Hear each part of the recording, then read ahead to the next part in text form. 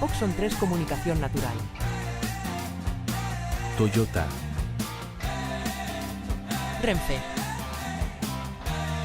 Nuevo Espacio Elite. San Miguel. Coca-Cola. Universidad de Oviedo. El Ayuntamiento de Gijón y el Gobierno del Principado de Asturias.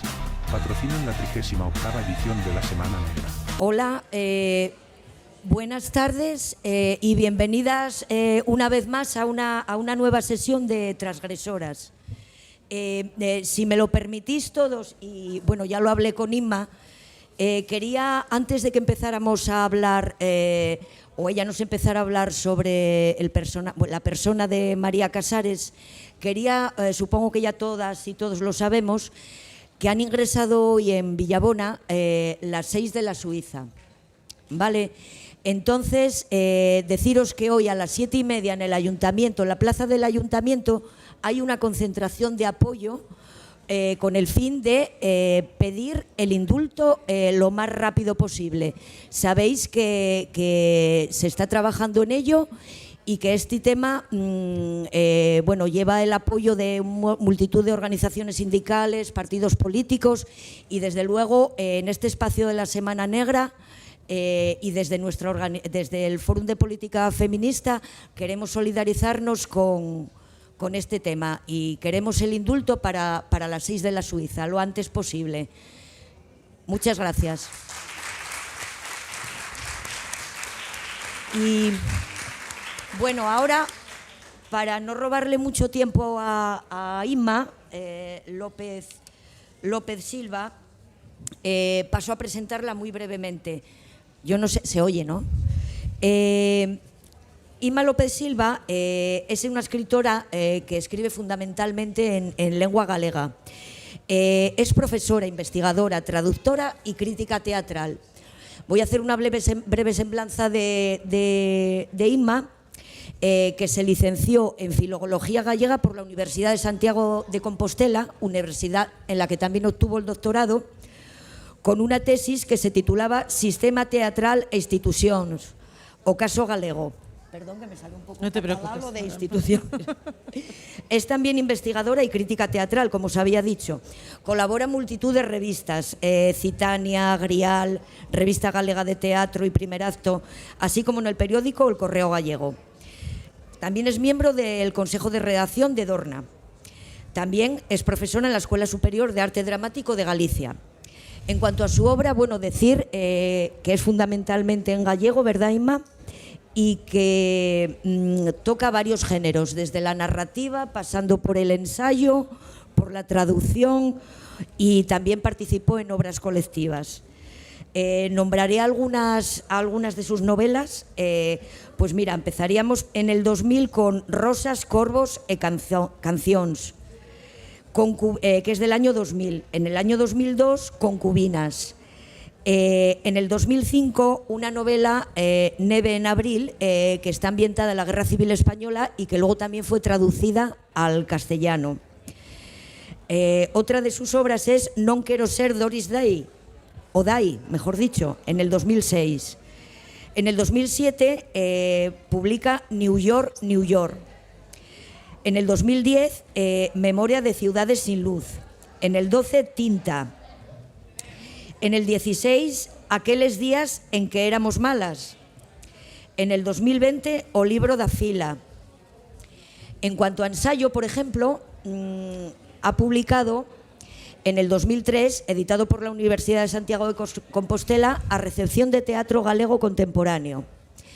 En el 2005, publicado por la editorial Tristran, Teatro e canonización, a crítica teatral na prensa periódica galega. En el 2014, Matemosofía, resistir no escenario cara a una historia institucional do teatro galego, en el 2016. Y luego también tiene otro ensayo que lle Chámame señora, pero trátame como a un señor. Ha traducido a Albert Camus la obra Calígula o Malentendido en el 2009. También ha traducido a Jean Genet la obra As criadas o Balcón. 2010. Ha participado, como os he dicho, en obras colectivas y ha tenido innumerables premios. Tuvo en 1996 el premio Rúa Nova por Neve en abril. Él también ganó en el 1998 el segundo premio Modesto R. Figueiredo por Cartas que viñan de Alén Mar. Premio Novela Corta Manuel Lueiro Rey en 1998 por Canción de Amor India. Premio de la editorial Serais en 2002 por Concubinas. Premio Manuel Mungía en 2005 por Ángeles que retratan o vento. Y finalista del sexto premio de novela por entregas de La Voz de Galicia en 2006 por Non quero ser Doris Day. Y luego ha recibido 3 premios por su novela Memoria de ciudades sen luz, el premio Eduardo Blanco Amor en 2007, el premio Arcebispo San Clemente en 2009 y el premio a la mejor narrativa de la Asociación de Escritores y Escritoras en Lengua Galega en 2009. Premio de Creación Literaria de la Fundación Insúa, dos poetas en 2016. Premio Antón Losada Diéguez en 2017 por Aqueles días en que éramos malas. Y sin más, no te robo más tiempo y háblanos un poco de María Casares. Buenas tardes. Bueno, yo me quiero sumar como sindicalista que soy de la Confederación Intersindical Galega a la petición de ese indulto para las compañeras que, en todo caso, nunca deberían estar en la cárcel por la lucha sindical. Así que, aunque yo no podré, evidentemente, estar en esa concentración, os animo y contraprogramándome a que vayáis a apoyarlas. Lo agradecerán desde la cárcel.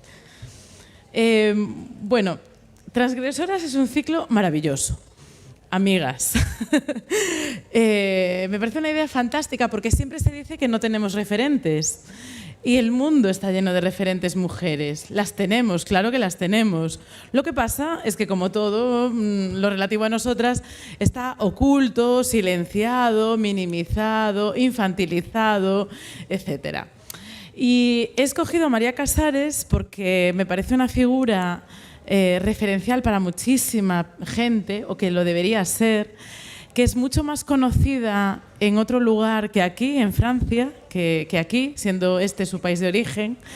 Y además porque no solo es referente como mujer feminista, como mujer exitosa, como mujer libre, como transgresora que fue, sino que además María Casares es referente de algo de lo que no estamos nada sobradas, que es de la lucha por la memoria histórica, la memoria, nuestra memoria histórica concreta sobre lo que pasó después de la Guerra de España durante esa dictadura fascista, hay que decir lo que era fascista, de Franco, que era además amigo de los nazis.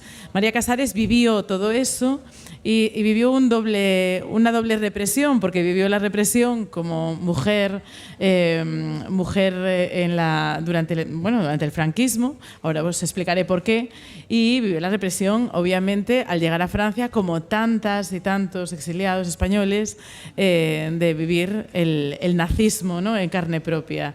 Es como una carambola de la historia, ¿no? Todas esas personas que, huyendo de una dictadura fascista en España, se encontraron con la ocupación del peor fascismo, ¿no?, que había, que era el de los nazis. Bueno, ¿quién era María Casares? Bueno, mi idea cuando esto se publique es titularlo algo así como de Casares a Casagués, porque María Casares, que tenía ese apellido, Casares, cuando llega a Francia, pues asume que nadie va a pronunciar bien su nombre y acaba siendo María Casagués. Pero en realidad siempre fue María Casares, o como le llamaban en su casa, Vitola Casares, porque ella era María Victoria Casares. María Casares, podéis ver, está en la página web de RTV, está un imprescindible, ¿sabéis? Esos documentales. Bueno, pues hay una entrevista con ella, ¿no? Que creo que me parece muy significativa porque además empieza, o muy al principio, ella leyendo en gallego. María Casares, que bueno, su lengua de adopción es el francés, evidentemente, pero cuando hablaba castellano nunca perdió el acento gallego, a pesar de que en realidad en su casa no se hablaba. Pero bueno, es una niña criada en La Coruña de los años 20, por lo tanto, pues hablaba evidentemente ese español, ¿no? Con un gallego mucho más presente de lo que está ahora en la ciudad. Ella nace el 21 de noviembre de 1922 y vive su infancia entre el corazón de la ciudad de La Coruña, la calle Panaderas. Aquí tenemos una amiga coruñesa que sabe perfectamente de qué lugar hablo, y su lugar de vacaciones, que era pues una casa de vacaciones, una casa solariega cerca de la playa, que estaba en Montrobe, ¿no? Que es una zona muy bonita, por cierto, cerca de Coruña, con un clima estupendo, no hace tanto viento como en Coruña, entonces los ricos coruñeses se iban allí a veranear. María Casares nace en realidad en una familia privilegiada. Era hija de Santiago Casares Quiroga, nieta de Santiago Casares Paz, que fue alcalde de Coruña. Y su padre, como seguro que muchas de vosotras sabéis, fue ministro con Manuel Azaña, fue ministro de Guerra y ministro de Presidencia. Fue un hombre muy importante durante la guerra. Por lo tanto, ella es educada en esa burguesía, ¿no? Progresista, liberal, con una educación exquisita y sobre todo una educación muy libre. Pensad que Santiago Casares Quiroga, que era un dandy, era famoso porque se paseaba en su Buick rojo descapotable, vestido de blanco, por Coruña. Santiago Casares Quiroga se hizo cargo, él como hombre en aquel momento, de una hija que no sabemos quién era su madre. Se la trajo a Coruña con él y la crió él solo hasta que conoció a la que sería la madre de María Casares, otra mujer con la que él se casó. Era una modista, Gloria Pérez, era una modista guapísima, hija de una cigarrera. Esas cigarreras a las que retrató también Emilia Pardo Bazán en La Tribuna, ¿no? Esas cigarreras de La Coruña, que eran mujeres de rompe y rasga, mujeres sindicalistas, por cierto. Bueno, María Casares y su madre siempre tuvieron una relación muy especial porque a María la educaron como la misma mujer libre que había sido su madre, que a fin de cuentas se casa con un hombre que ya tenía una hija, y tampoco os creéis que se hizo mucho cargo de la hija de él, pero era mucho mayor, y bueno, ella asumió, ¿no? Que se había casado con alguien que había criado él solo, o sea, la familia monoparental, él solo a una niña. Esa niña era la media hermana de María Casares, que se llamaba Esther Casares Quiroga, llevaba los apellidos de su padre. Y la historia de Esther, yo siempre que hablo de María Casares, también la cuento porque creo que es la gran olvidada de la historia de María Casares y merece una mención. Claro, Esther Casares era la hija de un ministro de la República, se había casado con un militar republicano y vivió un arresto domiciliario de 16 años en Coruña. Ella no tuvo la suerte de poder escapar como sí su hermana pequeña. Cuando logró marcharse a México, pues ya le habían destrozado la vida. María Casares realmente no volvió a ver a su hermana, bueno, la vio en un par de ocasiones, gracias en buena medida a su propio éxito, si no nunca se habrían reencontrado. Y creo que la historia, ¿no? de Esther Casares demuestra muy bien lo que fueron las historias de la guerra, ¿no?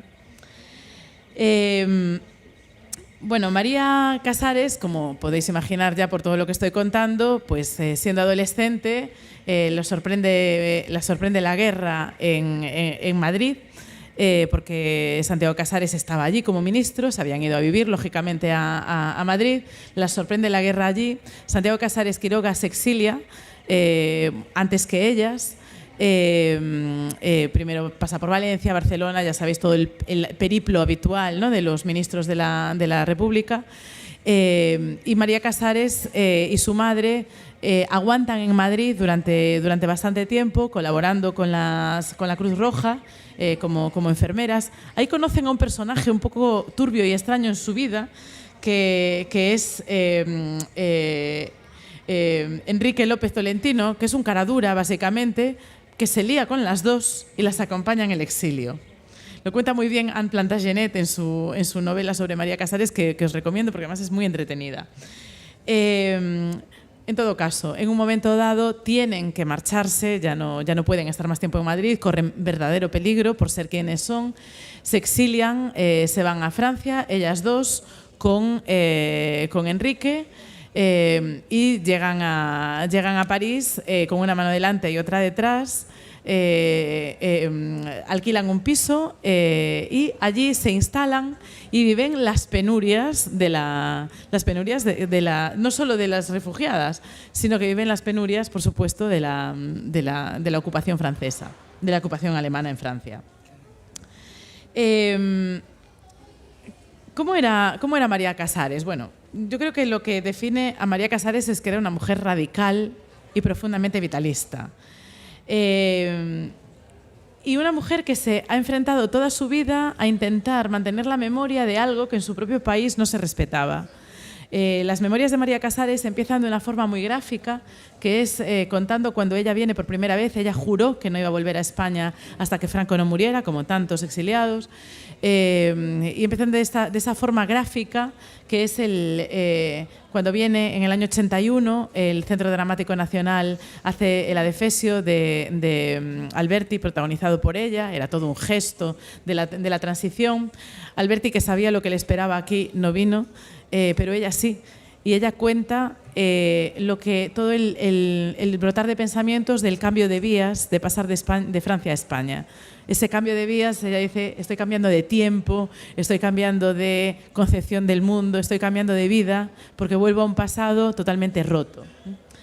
Ella era una galleguista, más o menos. Ella siempre aceptó sus raíces gallegas. El 25 de julio, que es el día de Galicia, en Francia organizaba recitales de poetas gallegos. Ella recitaba a Pondal, a Blanco Amor, a Rosalía, a Curros Enríquez. Y ella intentó mantener toda la vida pues esa causa republicana que había sido la de su padre y que hizo propia, a pesar de que ella solo era una adolescente cuando llega a París. Ella llega a París con 14 años. Su educación la había hecho, pues, bueno, ya era lo que llamamos en el teatro un talento innato. Ella de niña recitaba y hacía pues, lo típico que hacemos con los niños de toca el piano para... Bueno, ella recitaba para Valle Inclán, para Lorca, para toda la gente de la Institución Libre de Enseñanza que pasaban por su casa. Entonces ella cuando llega a París como que tiene clarísimo que tiene que ser actriz. Y empezó ya por la puerta grande, porque empezó con una polémica. María Casares, hace el bachillerato, aprende francés rápidamente, pero nunca llegó a perder una parte de su acento, lo cual le causó no pocos problemas.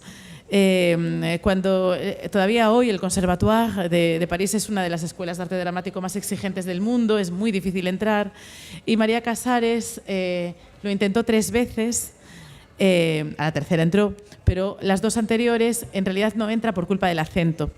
Y esto fue una polémica en todos los periódicos de París, porque la gente se preguntaba cómo era posible que un talento innato como el de aquella chica pudiera no entrar en un país que se vanagloriaba de ser libre y de ser un país de acogida solo por el detalle de un pequeño deje en su acento. En todo caso, finalmente entró y a partir de ese momento su vida fue un absoluto éxito, pero con muchísimo trabajo. María Casares se convierte muy rápido en la alumna, digamos, más aventajada del Conservatoire, y en cuanto termina la carrera le ofrecen un puesto en una de las compañías emergentes de París. Ahí es donde conoce a Albert Camus. Ya sabéis que María Casares también es conocida por haber sido, por sus romances en realidad Solo se casó una vez y por contestación social. Fue pareja de Gérard Philippe, de Jean Servet, dos de los grandes actores de la segunda mitad del siglo XX franceses, y por supuesto su gran amor fue Albert Camus. He visto en una de las librerías que está por ahí sus cartas con Albert Camus, que son una lectura maravillosa que os recomiendo, no solo por el cotilleo, sino porque a través de esas cartas se ven, creo que, dos cosas que son muy importantes. Una, que realmente María Casares es una transgresora por la forma en la que ella desde muy joven asume la relación con Albert Camus, con una relación libre. Ella sabe que está con un hombre casado, no le interesa absolutamente nada casarse con él, ni se lo pide nunca. Digamos que asume, ¿no?, que parte de su relación tiene que ver con esa dualidad de vida de él. Y por otra parte, también se ve cómo pasa de... Claro, es que ella empieza con Camus con 19, 20 años, una cosa así. Pasa de ser una especie de pupila de Albert Camus. Él le recomienda libros, ella se ve en las cartas cómo va escribiendo en francés cada vez mejor, ¿no? Claro, es que si te carteas con Albert Camus, claro que aprendes a escribir francés. Y cómo a medida que van pasando los años, que es un tocho así, son un montón de años de relación, cómo a medida que van pasando los años es ella la que interviene en la obra de Camus, y cómo es ella la que... Podríamos decir que es su lectora cero. Él le pregunta su opinión por prácticamente todos los manuscritos que va escribiendo, y ella le hace recomendaciones que no son precisamente de dorarle la píldora. Le dice que hay cosas que no le gustan, cosas que ella no haría, etcétera. Y ella, en buena medida, también está en la base de la relación con el teatro de Albert Camus. Obviamente, ellos empiezan su relación cuando ella es elegida una de las actrices para Le Malentendu, pero luego Camus, justo antes de morir, tiene un plan, que era crear una especie de compañía teatral con centro sociocultural que iba a estrenarse precisamente con obras del teatro español, que evidentemente él conoce a través de María Casares. Esa María Casares del epistolario con Camus es el personaje de referente, de transgresora, con el que yo me quiero quedar, ¿no? Ella es verdad que es una mujer consciente del exilio, una mujer siempre implicada políticamente, una mujer que no pierde la morriña de Galicia, coleccionaba, le pedía a los emigrantes que le trajeran arena de la playa de Bastiagueiro, en la que ella se bañaba de niña, y la tenía guardada en tarritos en su casa, ¿no?, con las fechas, ¿no?, como si fuera una forma de recordar. Y ella es una convencida persona de izquierdas, se implica en el Partido Comunista Francés a través de Albert Camus y en la Resistencia. Ella es correo de la Resistencia durante los años de la guerra. Y además, bueno, pues una mujer libérrima que sabe que no puede parar, porque si para, su causa también se pararía. Pensad que ella dedica su autobiografía, que se titula Residente privilegiada, a las personas desplazadas, así. Ella la titula así porque María Casares nunca quiso, a pesar de que se la ofrecieron muchísimas veces, nunca quiso la ciudadanía francesa. Ella quiso quedarse siempre con el título de residente privilegiada, que era el que se le daba a los exiliados y a los refugiados que hacían algún tipo de actividad relevante, ¿no?, para el Estado francés. Y yo creo que ella siempre quiso que lo que la definiera fuese su condición de exiliada. De hecho, la oficina de refugiados francesa se llama Oficina María Casares, la oficina del Estado. En este país todavía no hay nada, aparte de los nombres de los premios del teatro gallego, pero no hay nada que lleve el nombre de María Casares. En Francia sí han sabido reconocerle su condición simbólica del exilio de otros, no del suyo.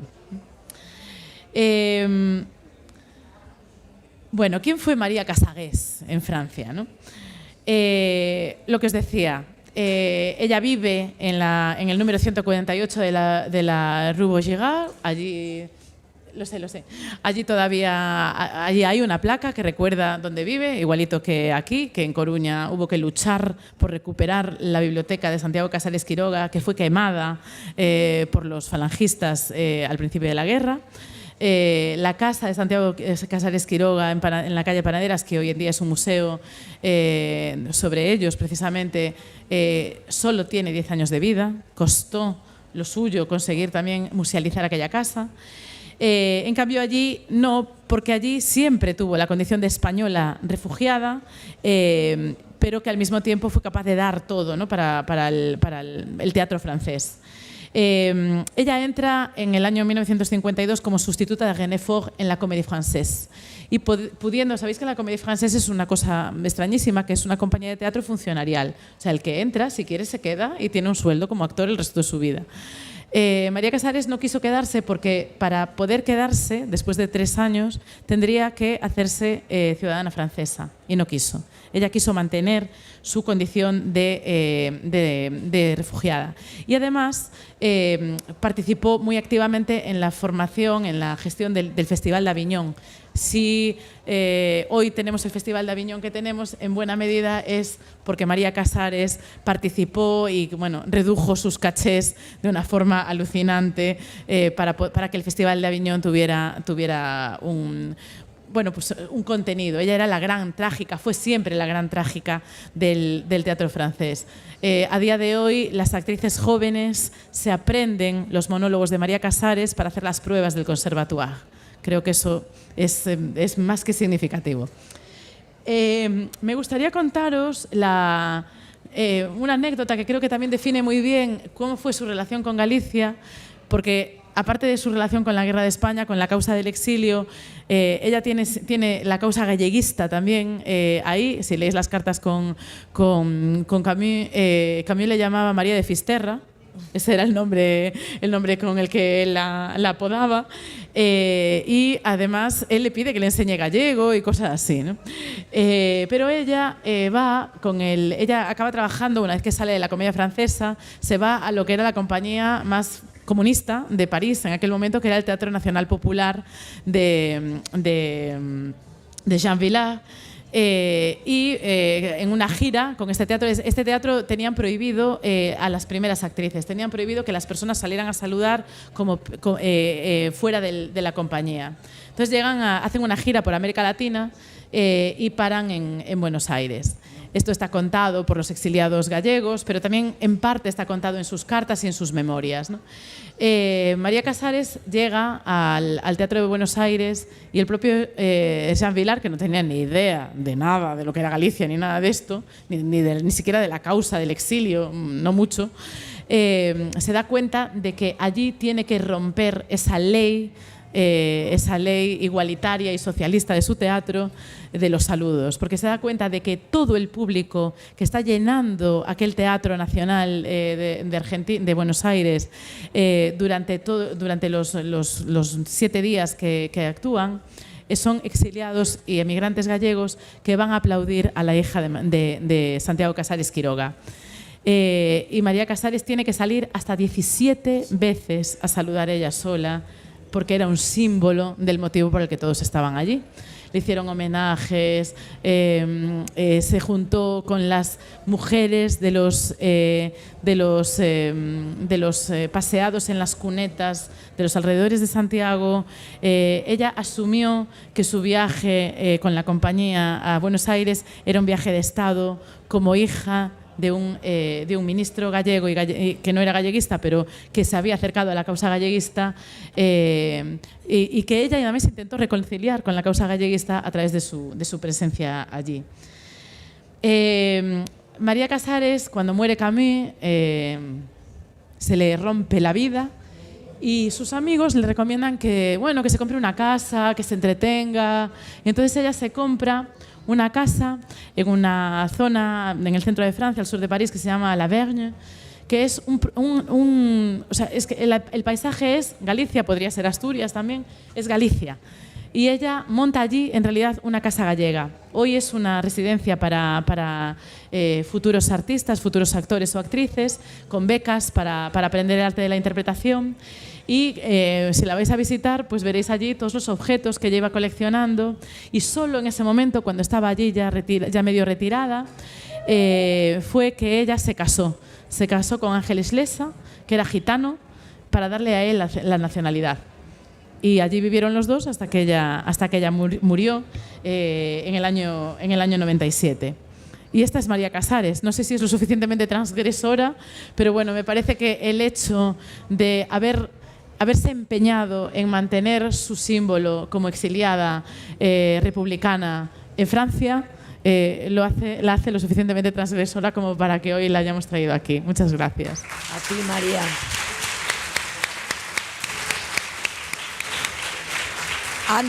Antes de que os marchéis, en la mesita esa vamos a poner una serie de libros y materiales de editados que son los libros de transgresoras, y también tenemos otro libro que se titula Lágrimas de una gitana, la vida de Adela Gabarri, tradición y cambio.